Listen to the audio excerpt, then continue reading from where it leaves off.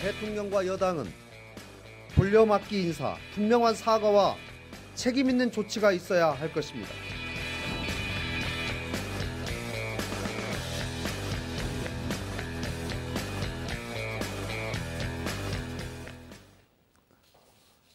어제 코리안 시리즈 SK의 승리로 6차전 만에 끝났는데 이 두 분 나오시면 늘 코리안 시리즈 7차전 같습니다. 민주당 표창원, 자유한국당 장제원 의원 자리했습니다. 어서 오십시오. 안녕하세요. 자유한국당에서 이번에 조국 민정수석의 해임을 요구했어요. 그렇습니다. 조국 그 민정수석 말씀부터 들어봐야겠습니다. 조국 민정수석의 해임 이유는 차고 넘칩니다. 우선적으로 이 조국 민정수석은 SNS로 현직 판사하고 또 이렇게 진흙탕 싸움을 벌이고 있고 또 본인의 본업인 인사검증에 대해서도 지금 줄줄이 실패를 하고 있지 않습니까? 이 인사검증에 대해서 책임을 져야 하는 부분이 있어요. 이번에 조명래 환경부 장관도 청와대 기관 7대 비리 관련 기준도 준수 못하는 사람을 또 검증을 해서 내보내고 또 대통령 어쩔 수 없이 이 사람을 임명 강행할 수밖에 없는 대통령의 가장 지금 부담을 주고 있는 이런 분입니다. 그래서 조국 민정수석은 좀 빨리 좀 진퇴를 결정하는 것이 맞다라고 생각합니다.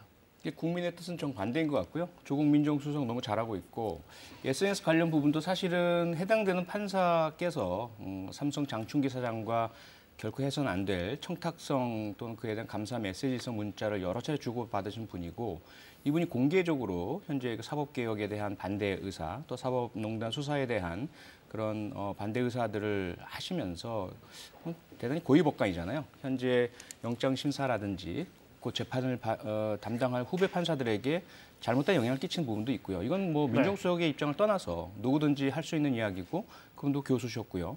그리고 이제 인사검증 실패 부분은 비판할 영역은 당연히 비판받아야죠. 하지만 그런 부분이 있다고 해서 잘하고 있는 그 민정수석 자리를 내려놔라. 그건 좀 지나치다고 생각합니다. 초 의원님, 조국 수석이 잘하고 있습니까? 잘하고 있죠. 아니, 첫 번째 제가 말씀드렸듯이 청와대의 민정수석입니다. 청와대가 사법부에다가 이렇게 직접적으로 공격할 수 있는 겁니까? 그거는 굉장한 압력으로 느낄 수밖에 없거든요. 청와대의 비서입니다. 대통령이 이런저런 얘기를 할 수 있지만 일개 비서가 사법부에 대해 혼을 내고 있고 그다음에 지금까지 7명 플러스 3이라 그랬습니다. 7명의 지금 장관들이 거의 낙마 수준까지 갔고요. 그다음에 헌법재판관 2명, 그다음에 이번에 조명래 환경부 장관. 이분들 인사검증 잘했습니까? 자신의 본업은 아주 부실하게 하면서 그렇게 정치적 상황에 대해서 모든 정치적 목소리를 낸다? 이것이 저는 청와대 비서로서는 정말 부적격하다. 대학으로 돌아가셔가지고 정치평론을 하시든 아니면 정치에 직접 뛰어드셔야 되는 분이라고 생각합니다. 간단하게 반론 듣겠습니다. 그러니까 자유한국당은 지금 계속해서 장관 7명의 청문 보고서가 지금까지 채택이 안 되는데 다 강행되는 건 좀 너무 심한 거 아니냐 이런 이야기합니다. 그 인사에 대해서는 충분히 그 양해를 부탁을 드렸고 참 사람 구하기 어렵고 높아진 국민의 눈 그리고 인사상의 그 적임자와 또 결격 사유 사이에 완전한 사람 찾기가 너무 어렵다는 부분이죠. 그래서 검증 과정에서도 많은 고충이 있었던 것으로 말씀을 좀 드렸고요. 그 부분은 좀 야당이 양해를 좀 구해야 될 것 같습니다. 어제 홍영표 원내대표도 장관 후보자 구하기 너무 어렵다. 청문회 제도 때문에. 표 의원님.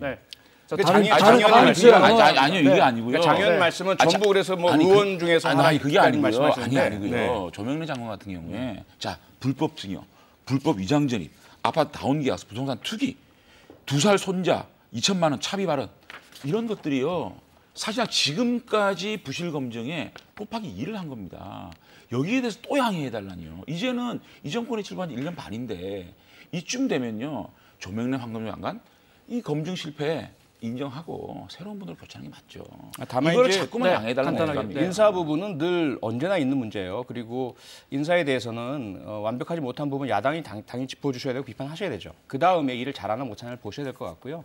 그 결격 사유와 또 비판의 여지 가지고 아예 일조차 못하게 하는 것은 좀 너무 심하고 만약에 그렇게 될 경우는 또다시 새로운 사람 찾아야 되고 또 그 과정에서 문제가 불거질 테고 이렇게 된다면 국정 운영을 못합니다. 그래서 이 인사에 대한 부분은 인사권자에게 좀 맡겨주시고 국회에서 할 수 있는 검증은 하고 나중에 총체적으로 한 말씀만 더 드릴게요. 그러면 지금까지 양해를 하지 않았습니까? 그래서 청와대에서는 7가지 기준을 자 지금부터 7가지 기준을 아주 면밀하게 심사를 하겠습니다. 해놓고 내놓은 게 조명래 장관이에요. 이것까지 이해해라?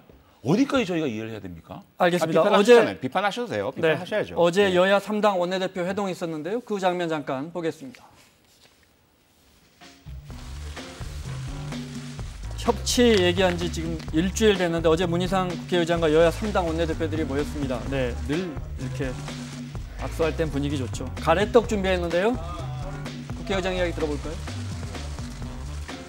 이게 어제가 11월 11일이래요.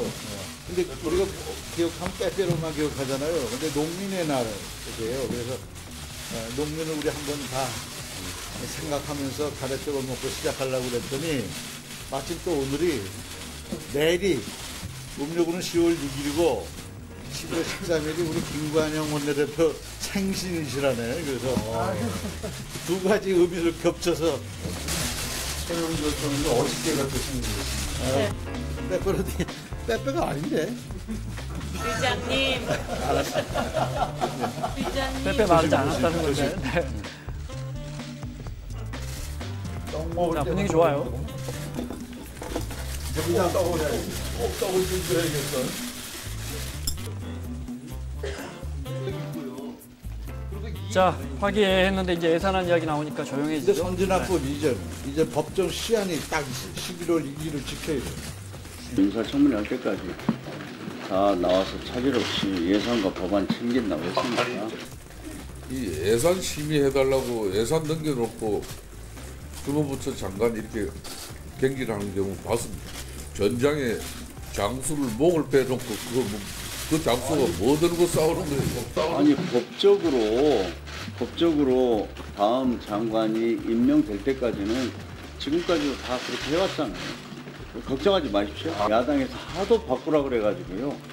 이미 김이 빠져. 야단 말만 그렇게 바꾸라 그래서 바꾸면 문제고 또 뭐 순서가 틀렸다고 하고 어떡합니까? 자, 그러니까 홍영표 원내는 장재원 의원님 웃으시지만 아니 그렇게 경제실정 책임자 바꾸라 해서 바꿨더니 왜 또 지금 예산안 정국에서 바꾸냐고 이런다는 거예요. 아니 근데 네. 사실 이건 역대 처음입니다. 예산안 심사 한 가운데 가장 주무부서 이를테면 저희들이 야당이 직접적으로 대화 나눌 수 있는 카운터파트가 김동연 부총리거든요.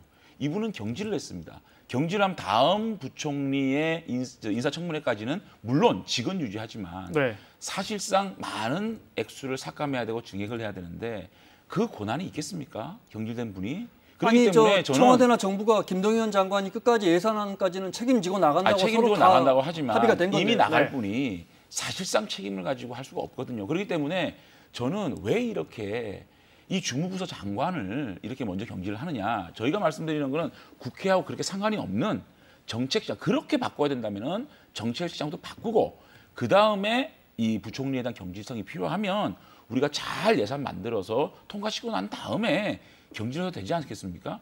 어떻게 예산안 심사를 한 가운데 주무부서 장관을 이렇게 바꿔버립니까? 우선 경질이 아니고요. 경질이란 것은 본인은 원치 않는데 교체하는 것을 의미하죠. 지금 김동연 부총리 본인 스스로도 그 흔쾌하게 받아들이시고 본인도 상당히 좀 힘드셨는 것 같아요. 그래서 그런 의사가 다 반영된 것이고요. 그리고 예산안 처리 중간이 아니죠. 지금 일을 계속 하시잖아요. 다만 공개적으로 미리 양해와 말씀을 구하는 것이고 구했죠? 이게 지금 하고 계시지 않습니까? 예산 처리 끝까지는 담당하고 계신 것이고 흔쾌하고 계시기 때문에 권한 다 가지고 계신 것이고 그 말씀은 다 그대로 정책으로 연결이 됩니다. 그래서 뭐 간사시니까 잘 아시잖아요. 예산안 심의 과정에서 김동연 부총리만큼 지금 예산안 알고 계신 분이 없죠. 다 알고 계시기 때문에 다 지금 답변해드리고 그에 대한 삭감이든 조정이든 증액이든 아무런 차질 없이 진행될 테니까요. 근데 외연적으로는요. 외연적으로 뭐 말씀 다 또 맞아요. 법적으로 현직 부총리고 이 부총리가 지금까지 경제를 끌어왔고 네. 하지만요. 사람이 입장 바꿔서 경질이 됐습니다. 경질이 됐을 경우에 내년 예산안에 대한 우리가 탄탄한 얘기들 이런 여러 가지 얘기들이 장관이 이걸 수용하기가 굉장히 어려워집니다. 알겠습니다. 네. 이 국회의 뜻을 수용하기가 굉장히 어려운 상황이 되는 거예요. 그래서 경질되는 자유한국당이 순간. 예산안 심사 때 지금 김수현 이제 신임 정책실장, 청와대 정책실장 예. 나와라고 하시죠. 예. 어제 장재원 의원님도 그렇습니다. 예산 심사하시면서 그런 이야기 하시는 걸 제가 뉴스에서 봤습니다. 근데 이제 김수현 실장의 입장은 그것은 맞지 않고 자기 본분도 아니다 이런 입장인데 이제 여당 입장에서 보면 그동안에 경제 컨트롤 타워가 경제부총리가 아니고 왜 청와대냐 늘 이렇게 지적하셨는데 또 이제 와서는 또 청와대 정책실장 나와라. 네. 이게 앞뒤가 맞지 않는 거예요. 이렇게 비정상적인 상황을 만든 사람이 누굽니까? 자, 지금 우리 김동연 장관하고 대화를 나누는데 김동연 경질됐습니다. 차관 경질설이 어마어마하게 나돌고 있습니다. 그러면 장차관이 전부 다 경질이 되고 경질설이 나도는데 이분하고 대화를 나눌 수 없는 이런 비정상적인 상황을 청와대가 만든 거거든요. 그렇기 때문에 실질적인 신임, 이제 사실상 현재의 컨트롤 타워 역할을 할 수 있는 김수현 실장이 나와야 되지 않느냐. 제가 이렇게 말을 하니까 김수현 실장이 어저께 국회에 와서 본분이 아니다 이렇게 말씀하셨어요. 그래서 제가 본회의장 악수를 나누시면서 이건 오늘 처음 밝히는 건데 이렇게 말씀드렸어요. 네, 마침 화면이 나가고 예, 있습니다. 네. 아유 실장님 이거 참 너무 어렵습니다. 저희들이 12월 12일까지 법정 기일이 있는데 좀 대화 나눌 수 있는 장을 만들어 주시죠. 뭐 어떻게 해야 되겠습니까? 그래서 제가 본분이 아니시고 소위나 소소위에 나오기 힘들면 저희와 간담회 자리를 마련해 주십시오. 그래서 큰 틀에서 내년도 예산 방향에 대해서 야당과 대화를 나눌 수 있는 장을 만들어 주십시오. 그러세요. 그래서 제가 반드시 시간을 내서 그렇게 하겠습니다. 그렇게 서로 악수를 하고 헤어졌습니다. 네. 우선은 현재 아무런 문제가 없는 것을 문제가 있는 곳으로 자꾸 만들려고 하시면 안 된다고 생각을 하고요. 김동연 경제부총리 너무나 잘해오셨고 지금도 책임감 있게 끝까지 책임을 완수하고 계세요. 그러니까 예산 심의 과정에서 김동연 부총리와 잘 풀어내 주시기를 바라고요. 물론 그 와중에 뭐 교체설이 나오고 또 교체가 예정되고 확정되고 이런 부분들은 사실 좀 송구스러운 점이 분명히 있습니다. 그 부분은 뭐 양해를 구하고요. 하지만 실질적으로는 아무런 문제가 없고 현재 예산을 책정하는 데 있어서 최고의 그 역할과 사령탑을 하신 분이 김동연 경제부총리니까 물론 앞으로 뭐 정책실장을 맡으실 분도 어느 정도 중요하겠지만 디테일을 만약에 두 군데에서 이야기를 하시면 혼선이 일어날 수밖에 없잖아요. 다 좋은데 다 인정하고 싶어요. 그런데 그렇게 급했습니까? 2주 정도만 김동연 부총리한테 힘을 실어주고 우리가 합의를 해서 통과시킬 수 있는 시간을 주면 매끄럽게 될 수 있는데 도대체 뭐가 그렇게 급해서 도대체 뭐가 그렇게 급해서 예산 한 심의를 하고 있는 또 가장 중요한 삭감과 증액을 논의하고 있는 이 과정에서 이렇게 딱 바꿔버리냐고요. 그 정도도 국회에 대한 배려가 없습니까? 그러면 그런 자유한국당의 입장을 그 경질 이야기가 너무 많이 나왔잖아요. 네. 그 거의 기정사실화될 때 이야기하셨으면 저희들이 어땠을까요? 얘기를 했습니다. 바꾸지 마라. 저희가 네. 순서를 얘기를 했습니다. 자, 바꾸려고 그러면 제가 그 예결위에서 그렇게 얘기를 했어요. 김동연 부총리의 경질설이 자꾸만 실시간으로 기사화되는 거예요. 네. 그래서 우리 의원님들이 물어봤어요.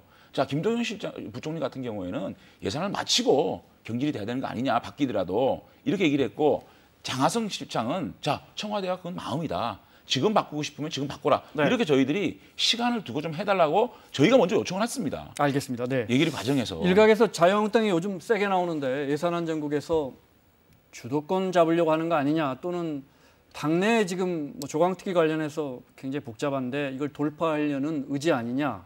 사실 지금 이제 조국 민정수석 이야기하셨지만 민정수석이 지금 물러날 분위기는 절대 아닌 것 같거든요. 이런 지적은 어떻게 보십니까? 아니 우리 김정은 김원장 앵커님, 저희들이 시간이 가면 갈수록요. 12월이 법정 기일입니다. 네. 시간이 가면 갈수록 저희들이 불리한데 지금 이걸 자꾸만 정쟁을 해가지고 서로 심사 기일을 하루 이틀 늦추는 게 네. 우리한테 뭐가 이익입니까? 저희들은 빨리 정리돼가지고 실질적인 심사를 해가지고 우리가 원하지 않는 거 삭감하고 우리가 원하는 거 증액하는 것이 저희들이 실리가 있는 거 아닙니까? 저희들이 지금 하루하루 늦어가면서요. 저희들이 코너에 몰리거든요. 네. 그런데 저희들이 그렇게 일정을 합의를 안 하고 예결위를 이렇게 늦게 갈 이유가 하나도 없습니다. 자막에 지금 바른미래당과 자유한국당이 청와대 협치 의지 없다는데 저 민주당에서 뭡니까? 공기업 취업 비리 같은 거 국정조사 받으면 안 됩니까? 그래서 그 원내대표단의 그 협상의 뭐 내용이니까요. 네. 제가 언급할 건 아니고 저희 네. 당내 분위기는 전혀 뭐 문제 없다. 언제든지 네. 하자 이런 분위기고. 아, 당내 분위기 그렇습니까? 그렇습니다. 아니 그럼 받아주면 좋지 않겠습니까? 자유한국당에서 뭐 자꾸 욕을 하는데 뭐 하나 안 받아주니까. 다만 무조건 다 받아준다고 해서 그것이 네. 다 실질적으로 효과를 발휘하는 것도 아니고 또 그 다음에 이루어질 이제 실질적인 일의 절차들이 있으니까요. 네. 그 원내대표단의 협의가 계속 진행되고 있잖아요. 제가 원내대표하고 오늘 아침에 맞추면 만나서 되죠. 전반적인 상황을 논의를 했는데요. 네. 우리 원내대표 얘기는 뭐냐. 자, 여야정 협의체를 만들면서 대통령과 12개 항을 김성수 대표가 도장 다 찍었습니다. 자, 예산 도와주겠다. 다 도와주겠다 그랬어요. 그런데 네. 돌아서자마자 그렇게 정명래 환경부 장관 임명하지 말라는 임명을 탁 해버려요. 그다음에 두 번째, 저희들이 이 고용세습 문제 이거 재발 방지하자라고 이 항 두 번째에 나옵니다. 그런데 고용세습 청문회 관련된 거 홍영표 원내대표가 일소에 하지 않겠다는 겁니다. 자, 최소한의 것. 네. 자, 조명래 환경부 장관 좀 인정해달라. 이거 좀 교체해달라는 거 하고. 그다음에 고용세습 청문회 해달라. 이거 일소에 민주당이 안 해주는 겁니다. 이게 협치하자는 얘기입니까? 그래서 바른미래당과 자유한국당이 협치는 없다라고 얘기하는 겁니다. 마지막 민주당이 발로 받아주셔야 돼요, 이 듣고 정도. 다음 주제 넘어가겠습니다. 네. 아니 합의한 것은 합의한 대로 지켜지고요. 합의하지 않는 부분이 이루어지는 데 대해서 원치 않으시면 비판하시면 돼요. 그런데 합의하지 않으시는 부분에 대해서 원치 않는 것이 있다고 해서 합의를 꺾어버리고 협치를 없다. 이건 좀 아니라고 보고요. 일단 어렵게 만들어진 협치 분위기고 여야정 공동 협의체니까 그 부분은 좀 계속 함께 해주시면서 우리 국민들 민생 너무 심각하지 않습니까? 경제도 살려야죠. 안보 튼튼해야 되죠. 남북관계 진전 잘 해야 되겠죠. 대외 외교관계 잘 풀어나가야 되겠죠. 그 외에 인사 부분이라든지 계속 문제 제기하시는 부분은 문제 제기하시고 비판하시면 되는데 이 부분을 걸어서 다른 민생과 국가 안위에 대한 부분들을 해나가지 않겠다는 좀 그건 안 하죠. 아니 그러면 간단하게 저희 네. 자유한국당 입장에서는 단 한 가지도 민주당이 들어주지 않는데 그게 협치입니까? 최소한의 민주당이 저희들이 요구하는 알겠습니다. 청문회 네. 정도는 받아주셔야 아니, 이제까지 저희들이 계속 가는 거 아니겠습니까? 자유한국당 다 들어드렸잖아요. 뭘 들어줬나요? 그 52시간 아니, 탄력 근로제 여야정 협의체 합의문에 그것 때문에 2항에 얼마나 나와 이게 있는 거예요. 몰려있는데요. 이것도 지금 사문화시키는 거 아닙니까? 최저임금제 역시 홍영표 자유한국당이 원내대표가. 원하시는 거 들어드렸다가 지금 얼마나 노동계 취업 비리 건재를 통한 채용의 공공성을 제고하기 위한 입법과 제도 개선을 추진. 제도 개선하기 위해서는 원인을 파악해야 됩니다. 그래서 국정조사 청문회하자는 거. 필요하다. 네. 그것도 안 받아주면서 알겠습니다. 협치하자? 그럼 우리 무조건 따라가야 됩니까? 근데 그게 저희도 협치입니까? 마찬가지죠. 자. 사법농단 국정농사 마찬가지고요. 예, 그런 법사위 이야기 좀 하겠습니다. 네. 오늘 또 뜨겁네요. 네. 김학의 전 법무부 차관. 네. 그 몇 년 전이죠? 그 2013년. 이죠. 5년 전입니다. 네. 별장 성접대 의혹. 그거 왜 지금 유야무야 되는 거 아니냐 이런 이야기가 다시 나오는 이유가 뭡니까? 검찰의 소극적인 태도 때문이죠. 2013년 당시에는 별장에서의 그 법무차관이 성접대를 받았다 스캔들 정도였어요. 네. 사실은 알고 봤더니 피해자분이 나오셨죠. 아니다, 성폭력을 당했다. 네. 거의 납치 감금 같은 형태였고 마약 주입 등의 원치 않는 상태였고 그래서 본인은 무슨 일이 일어났는지도 모르는 상태에서 당한 것이고 위에 협박도 있었다. 피해자가 이렇게 나서는 건 흔치 않거든요.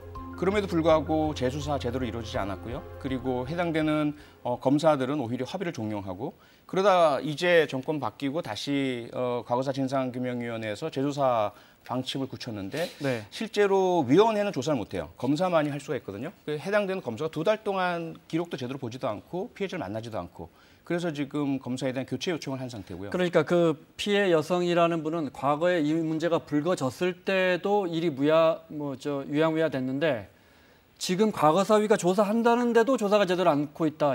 지금 지적을 하고 있는 거군요. 과거 그렇습니다, 조사가 지금. 잘못됐다고 지적하는 것뿐만 아니라 그렇습니다. 네. 지금 그- 당장 일어난 네. 문제입니다. 네. 그 피해 여성이 수사팀 교체를 요구하고 있는데 직접 들어보겠습니다. 과거사 위원회는 형식적인 조사를 위해 잘 이전이까지만 하지 않았습니다. 도대체 과거사 조사는 왜 하는 것인가요? 저에게 김학의와 그가 찾아라 모든 여전 이름이 있어라 최강님이 날 욕구하더라 남자가 한명 그럴 수도 있다. 다시 내 주변에도 모르게 누구를 보내버리려고 했다. 최고 총장이 여자는 의리가 있던데 넌 왜 얼굴에 나와 난리를 쳤냐며 믿고 살아라. 아이가 있으니 힘내라고 이야기를 했습니다. 법을 안다는 사람들은 진실을 다 알고 있는데 왜 밝히지 못하는 것입니까? 이 사건이 오늘부터 다시 수용일이 올라야 저는 너무 힘들게 합니다. 신실을 위약해 실으실 수가 없습니다. 제발 숨좀 쉴 수 있게 제 하루 좀 풀어주세요. 자, 저 여성 그러니까 그 자신이 성폭행을 당했고 그 별장 안에서 그 8월에 다 관련 자료를 제출했는데 검찰이 이거 검토도 안 하다는 거예요? 네. 그 의원님 보시기에 검찰이 안 할 이유가 있습니까? 김학의 전 차관은 이미 권력도 없어졌고 네. 보호할 대상은 아니라고 봅니다. 그런데 당시 수사를 할 때 잘못했던 검사들, 그들 중에 일부는 지금 상당히 고위급 검사들이 되어 있고요. 네. 많은 검사들이 연루되어 있다 보니까 그 당시에 부실 수사 문제를 들춰내기 싫은 검찰의 소극적인 태도 아닌가 이렇게 의심을 하고 있는 거죠. 네. 아니 그러니까 지금 표창원 의원님 말씀 들어보면 검찰 내에 그런 카르텔이라는 건데 그런 것들을 깨부릴 수 있는 진상조사단마저도 그들과 연결돼 있다고 보시는 건가요? 나 저는 정말로 이거를 왜 이렇게 저 피해 여성이 저렇게 직접적으로 구체적이고도 아주 구체적으로 얘기를 하고 있는데 자, 첫 번째 수사, 두 번째 수사, 이번 진상조사단까지 저것이 진실이 안 밝혀지는지 너무 놀라워요. 검찰이 저 정도로 정말 이런 깊은 카르텔이 있다 그러면은 이번만큼은 어쨌든 간에 한번 어떤 방법을 통해서라도 이분을 좀 깨울 필요가 있지 않느냐. 저는 좀 이런 생각이 듭니다. 수사팀 네. 교체 요구하고 있는데 가능합니까? 그래서 제가 법사위에서 법무부 장관께 질의를 했습니다. 네. 이 문제를 제기하면서 수사 담당 검사 교체해야 되지 않겠느냐라고 했더니 장관의 답변은 일단 진상을 파악하고 있는 중이다. 네. 철저하게 파악을 해서 필요한 조치를 취하겠다 약속을 하셨기 때문에 조금 두고 봐야 될 것 같습니다. 아니 우리 법사위에서 이 반드시 좀 끝까지 지켜봅시다. 네네. 네, 알겠습니다. 알겠습니다. 아유. 여야 협치로. 예. 야 여야 협치가 사사건건해서 합의되는 모습을 네. 보고 계십니다. 주제를 좀 바꿔보겠습니다. 자, 북한이 선물로 준 우리 풍산개 9월 27일에 남한에 온 것으로 알려졌는데 새끼 나왔습니다. 네, 이런 거 우리 좋은 소식이라 그러잖아요. 네, 고미와 송강이 6마리 났다는데 6마리 사진은 청와대가 공개 안 합니다. 저 강아지들 놀랄까봐 사진 못 찍게 한다고. 네. 내일 리종혁 아태평화위원회 부위원장하고 김성애 통일전선부 실장 남한 방문하는데 뭐 이게 지자체 행사 때문인 것 같은데 혹시 김정은 위원장 방남과 관련해서 뭐 논의도 좀 하지 않을까 싶어요. 뭐 그런 언론 분석이 그렇습니다. 네, 그런 네. 추정과 기대가 있고요. 아무래도 관련이 있지 않을까. 네. 실제로 김정은 위원장이 방문을 하든 안 하든 간에 우선은 와서 이런저런 상황, 사정, 동선 등을 파악해 보는 건 당연히 해야 될 절차 아닌가 싶습니다. 네. 관련해서 홍준표 전 대표의 귤만 보냈겠다고 믿는 국민이 얼마나 되겠느냐. 그래서 이제 이건 어떻게 보세요? 그래서 많은 국민들께서 그래 내 마음도 같다 아니 이런 근데 걸 분석하시더라고요. 귤을 우리가 또 송이를 받았고요. 또 귤을 이렇게 또 제주 귤이 우리 또 명산품이잖아요. 참 네. 달고 참 맛있습니다. 그럼요. 그리고 제주에 가면 귤이 또 너무 싸요. 그래서 좀 이런 걸 좀 사가지고 북한 또 우리 인민들한테 귤 좀 이렇게 드리면 좋잖아요. 북한 주민들은 정말 평양사라도 이 귤 맛 보기가 쉽지 않을 겁니다. 그렇죠. 그러니까 그런 것들은 좀 이렇게 좀 박수 쳐주고, 네. 아이고 좀 귤이 아니라 좀 뭐 더 좀 뭐 한라봉이라도 좀 사서 보내면 좋겠다 생각이. 이번에 풍산개가 6명의 이제 6명이란다. 하도 우리 또 동물 보호를 제가 하니까. 네, 6마리가 나왔는데 이제 우리 남북 관계도 네. 이런 6마리처럼 결실이 좀 있었으면 좋겠어요. 결실이. 네, 네. 알겠습니다. 저 확실한 입장을 그러니까 뭐 보낸 거 잘했다 이렇게 장제원 의원님이 이야기해 주시니까. 근데 이제 홍준표 전 대표가 그 안에 귤만 있었겠느냐 하면서 귤 상자 안에 과연 뭐 있을까? 상자 안에 뭐 있을까? 아니, 저쪽으로 이런 질문해 이야기 주세요. 자꾸 제가 나오니까. 모시는 분인데 제가 이분의 논평하기 뭐하니까. 이게 자영업 때문에 좀 불리해지잖아요. 상자 안에 뭐 있을까? 아니 전임 대표시니까요. 현재 네. 뭐 지도부가 아니시고 하기 때문에 뭐 제가 그거에 대한 논평은 좀 제가 좀 자제를 하겠습니다. 그러니까 좀 세대 차가 있는 것 같아요. 제가 이제 장제원 의원님하고 막 격렬하게 논쟁하고 다툴 때도 있지만 사실 합리적으로 이성적으로 또 협력할 땐 또 협력이 되잖아요. 네. 근데 그 전 세대 분들은 워낙 좀 감정의 골이 깊어서인지 모든 부분을 좀 비판적이라든지 반대적으로 보시는 경향이 있는 것 같아서 이번에도 조금 뭐 실수하신 거죠. 사실 이렇게 장제원 의원님처럼 좋은 건 좋게 보고 문제가 있는 건 비판하시고 하셔야 될 텐데 비판할 여지가 아닌 것들을 비판하시려다 보니까 네. 그 안에 뭐가 있었겠느냐? 과거에 뭐 비자금 문제, 뭐 송금, 제재 위반 이렇게 연결지어지기를 기대하신 것 같은데 전혀 다른 반응이 나오니까 오히려 과거에 뭐 찻대기 문제, 상자 속에 다른 걸 넣은 건 뭐 과거 네. 그 새누리당 뭐 이렇게 되면서 역공을 당하셔서 조금 잘못하신 그러니까 것 은유적으로 표현한 거 아닌가. 네. 이를테면은 지금 남북 경협 기금이라든지 이런 걸 쓸 때 비공개가 굉장히 많거든요. 거의 48%가 비공개인데 왜 비공개를 하느냐? 이게 박스에 좀 비교해서 네. 남북 경협 기금에 좀 투명하게 좀 쓰는 게 좋지 않겠느냐는 네. 말을 좀 은유적으로 하신 게 아닌가. 알겠습니다. 가장 근데 이제 좋게 해석을 해주신 그런 부분이죠. 그러니까 가장 좋게 해석을 해주시는 것 같은데 자유한국당에서. 근데 사실은 이제 귤 보내는 것 갖고도 이렇게 말이 많은데 사실 답례로 청와대에서 고민 끝에 보냈을 텐데. 근데 이제 김정은 위원장이 진짜 답방을 하면 이게 진짜 되겠느냐 이런 우려가 많습니다. 아니요. 우선적으로 김정은 위원장이 답방을 하는 거는 아주 좋은 일이라고 생각을 합니다. 왜냐하면 어쨌든 지금 남북 협력 어떤 무드 이런 분위기를 아주 더 분위기를 좀 고조시킬 수가 있고 실제로 네. 김정은 위원장이 한국에 와서 직접 눈으로 한국의 눈부신 발전상이라든지 이런 걸 보고 또 우리가 얼마나 우리 국민들이 평화를 갈구하는지 핵을 없애는 것을 얼마나 우리가 바라는지에 대해서 느끼고 가면 좋겠다는 생각이 드는데 다만 가장 좋기 위해서는 또 김정은 위원장의 답방이 아주 효과가 극대화되기 위해서는 네. 미북 정상회담이라는 걸 한번 마치고 사실 미북 정상회담에서 어떻게 타결이 안 되면 이번에 2차 북미 정상회담 말씀하시는 거죠? 예. 그 미북 정상회담 마치지 않으면 거기서 어떤 결론이 안 나오면 네. 유엔 제재 문제라든지 미국의 이제 독자 제재라든지 이런 게 풀리지 않으면 남북 경협, 철도, 도로 이런 것들이 투자가 자체가 안 되지 않습니까? 그래서 미북 정상회담을 먼저 하시고 그 다음에 한국에 답방을 해가지고 그런 문제들을 좀 더 구체적으로 논의하는 것이 훨씬 더 답방의 성과가 크지 네. 않겠느냐 이런 생각이 좀 듭니다. 시각과 결과는 같은 것 같습니다. 자유한국당이나 또는 뭐 어떤 분이라도 대한민국의 국민은 평화를 바라죠. 그리고 북한의 비핵화를 바라고요. 거기까지 가는 길의 또 방법, 경로 이 부분에 네. 있어서는 좀 차이가 있고요. 그래서 김정은 위원장의 답방 일단 저희들은 무조건 오면 좋다. 와서 더 우리 대한민국의 실상도 보고 국민의 소리도 듣고 그 비핵화에 대한 열망도 가지고 가서 실제로 더 풀어내줬으면 좋겠다. 자유한국당은 오기 전에 뭔가 선물을 줘라. 북미 협상 잘 이끌어내서 네. 이런 부분인데요. 아마 저희들이 어쨌든 오시면 저희들은 다 환영할 것 같고요. 다만 이제 요구 조건들은 그 전까지 자유한국당에 많이 좀 제시해 주셔서 조금 더 협상력 우리가 좀 가졌으면 좋겠습니다. 네, 만약에 뭐 연대든 말씀하신 것처럼 뭐 시기가 중요하겠죠. 뭐 2차 북미 정상회담 이후에 뭐 큰 합의가 있고 난 다음에 답방하면 또 분위기가 달라지겠지만 어쨌든 연내에 김정은 위원장이 오면 자유한국당 의원님들 상당수는 혹시 물리적 저지 같은 거 합니까? 아유, 그거를 왜 물리저지 하겠습니까? 네.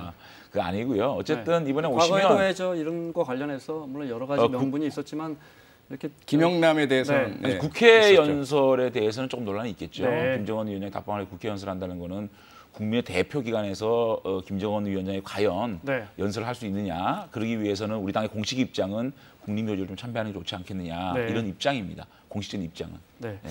알겠습니다. 여기까지 듣겠습니다. 지금까지 민주당 표창원, 자유한국당 장제원 의원과 함께했습니다. 다음 주에 뵙겠습니다. 고맙습니다. 고맙습니다.